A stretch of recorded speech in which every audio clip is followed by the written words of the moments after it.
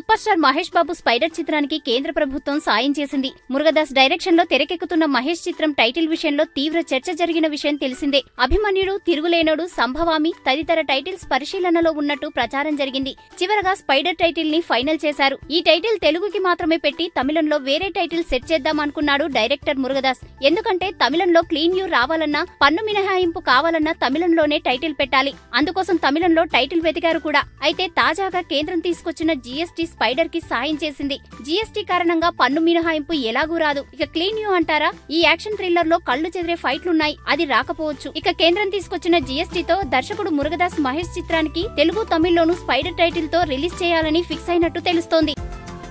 ఈ వీడియో గనుక మీకు నచ్చినట్టయితే లైక్ చేయండి, షేర్ చేయండి, సబ్స్క్రైబ్ చేసుకోండి.